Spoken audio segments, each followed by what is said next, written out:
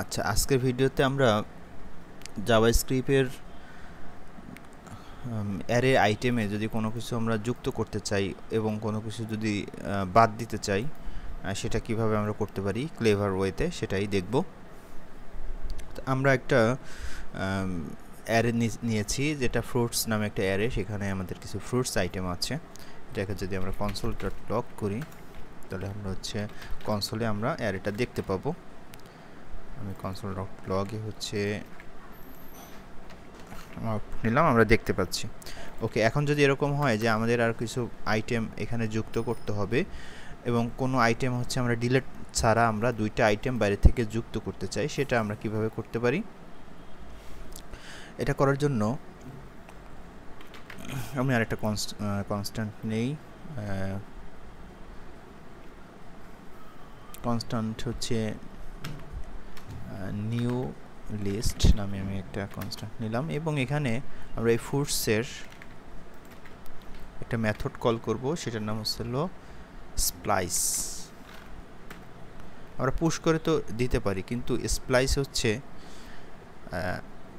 কোনো একটা আইটেমের কোথায় আমরা অ্যাড করতে চাই। আমরা দেখেছি পুশের মাধ্যমে শেষে হয়, আমরা যে আনশিফট দেই সেক্ষেত্রে প্রথমে হয়, কিন্তু আমরা যদি কোনো কিছুর মাঝে অ্যাড করতে চাই সেক্ষেত্রে আমরা স্প্লাইসটা ব্যবহার করতে পারি। তো এই মেথডের কিছু আর্গুমেন্ট আমরা এখানে দেখব। প্রথম আমরা কোথায় অ্যাড করতে চাই। যদি আমরা ফর এক্সাম্পল অরেঞ্জের পরে অ্যাড করতে চাই, অরেঞ্জের পরে আমি অ্যাড করতে চাই, তাহলে অরেঞ্জের পরে 0 1 2, তাহলে আমরা এখানে প্রথম প্যারামিটারে আর্গুমেন্টে দিলাম 2। এরপর কয়টা ঘর আমি ডিলিট করতে চাই, আমি কি রিপ্লেস করতে চাই, আমি বলবো না আমি রিপ্লেস করতে চাই না, আসলে ক্ষেত্রে 0।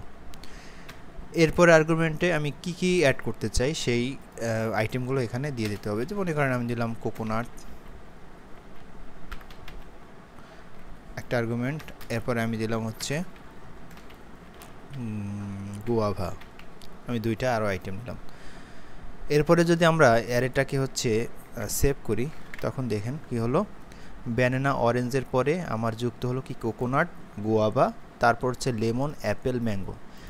তাহলে স্প্লাইসের মাধ্যমে আমরা কি পড়লাম? স্প্লাইসের মাধ্যমে আমরা অ্যারেটাকে প্রথমে স্প্লাইস করলাম, কাটলাম, কাটার পরে সেখানে কয়টা আমি ডিলিট করতে চাই, আমি একটাও ডিলিট করতে চাই না, এবং আমি এখানে দিয়ে দিলাম।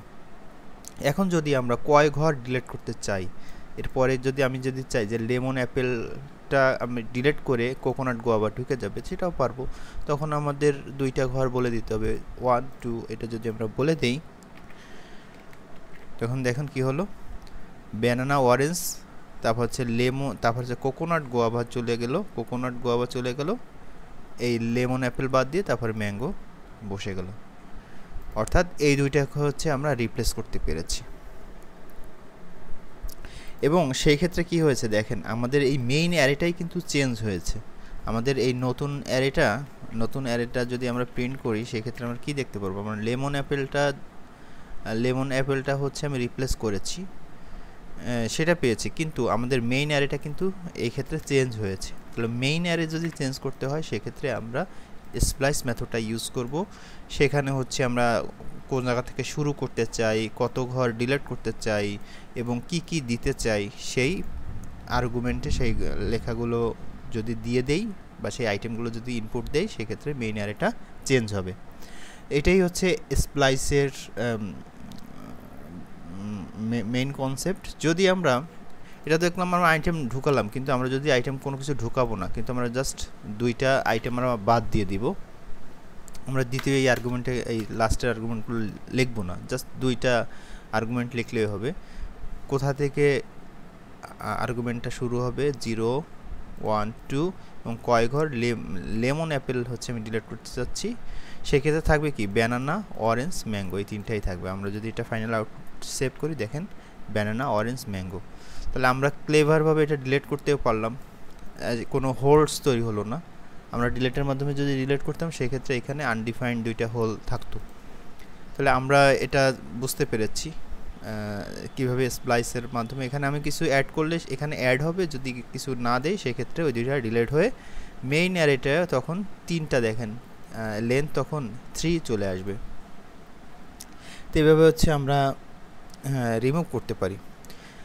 এখন নতুন ভার্সনে জাভাস্ক্রিপ্টের যে স্প্লাইস কি করে, সে হচ্ছে মেইন অ্যারেকে চেঞ্জ করে। এখন যদি আমরা চাই যে না আমরা মেইন অ্যারেকে চেঞ্জ করব না, সে আনটাস্ট অবস্থায় থাকবে, কিন্তু আমরা যেগুলো হচ্ছে ডিলিট করতে চাই সেগুলো হচ্ছে আমরা নতুন একটা অ্যারেতে নিয়ে আসবো। যা হলো এইটা এই অবস্থান, এখন বর্তমান অবস্থা হচ্ছে ব্যানানা, অরেঞ্জ, এই দুইটা ডিলিট করে দিয়েছে, এই 3টা আইটেম আছে, এই 3টা আইটেম নিয়ে নতুন একটা অ্যারেতে সে যুক্ত হবে। এটা আমরা করতে পারবো। সেক্ষেত্রে আমাদের এখানে স্প্লাইস মেথডের বাদ দিয়ে তখন হবে টু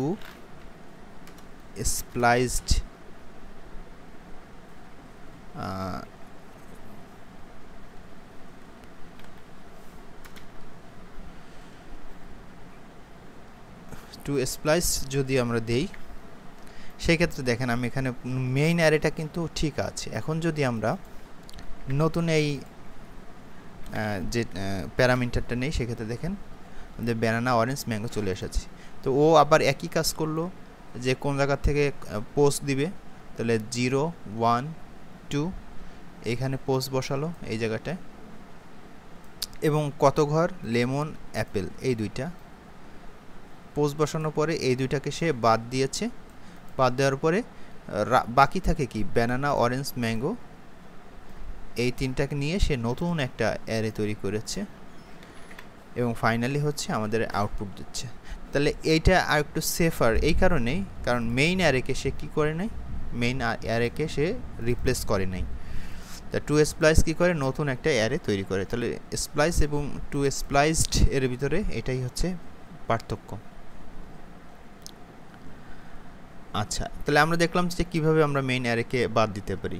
এরপরে আমরা আরেকটা মেথড দেখব, সেটা হচ্ছে স্লাইস। আমরা স্ট্রিংয়ে দেখেছি স্লাইস কী করে, সে হচ্ছে কোনো একটা অংশকে কেটে ফেলায়, 2 ভাগ করে, 3 ভাগ করে, আমি যতটুকু কাটতে চাই সেটা করে, এবং সেটা বের করে এনে নতুন একটা অ্যারে তৈরি করে, এবং এই অ্যারেটাকে হচ্ছে সে আনসেন্সড রাখে। এটা অনেকটা টু স্প্লাইসডের মতোই, কিন্তু টু স্প্লাইস থেকে সামান্য একটু পার্থক্য আছে। আমরা দেখি, আমরা এখানে যদি স্লাইস দিই,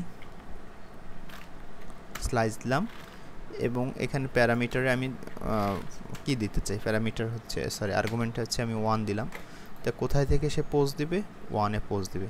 তো আমরা যদি মেইনটা এখানে প্রিন্ট আউট করি, আমরা একটা জায়গায় মেইনটা রাখি, প্রথমটা হচ্ছে মেইনটা রাখলাম, এবং দ্বিতীয়টাই হচ্ছে আমাদের নতুন অ্যারে যেটা হবে সেটা রাখলাম। ওকে, দুইটাই প্রিন্ট করলাম কনসোলে। এখন আমরা যদি এখানে স্লাইস 1 দিই, তাহলে 0 1 একটা পোস্ট দিলাম।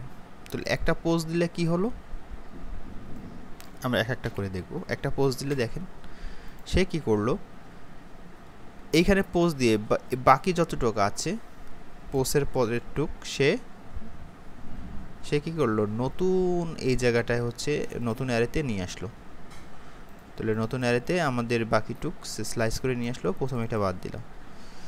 তাহলে এটা যদি আমরা দেখি এখন মেইন অ্যারেকে চেঞ্জ করছে কিনা, মেইন অ্যারে প্রিন্ট আউট করলাম, দেখেন মেইন অ্যারে যা আছে আনটাস্টই থাকে, অর্থাৎ স্লাইস সে কী করে, সে মেইন অ্যারেকে হাত দেয় না, মেইন অ্যারে অক্ষতই থাকে।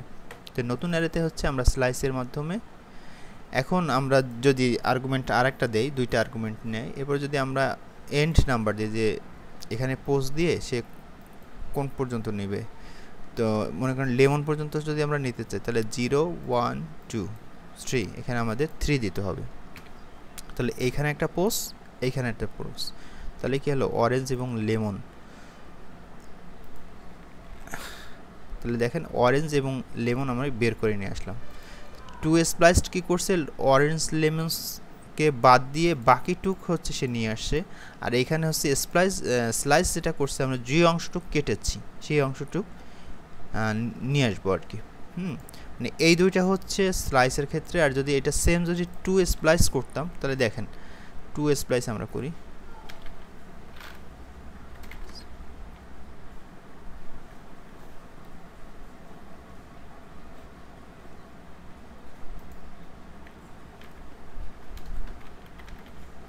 এটা যদি আমরা করতাম টু স্প্লাইসড,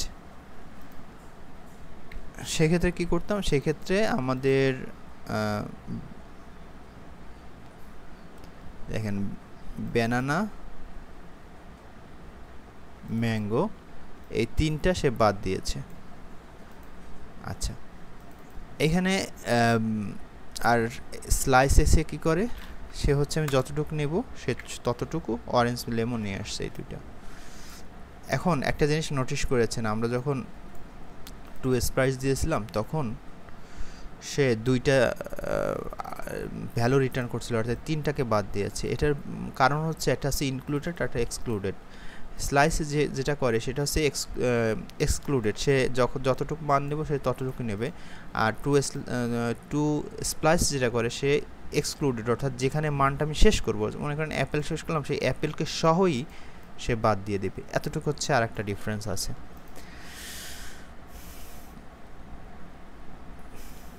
আচ্ছা, তাহলে আমরা স্লাইসটাও বুঝতে পারলাম, আর স্প্লাইসড বুঝলাম এবং টু স্প্লাইসড বুঝলাম আর স্প্লাইস বুঝলাম। এই কয়টা আমরা আমাদের যদি কোনো একটা অ্যারেকে আমরা বাদ দিতে চাই বা অ্যাড করতে চাই, সেক্ষেত্রে আমরা এই মেথডগুলো ব্যবহার করতে পারি।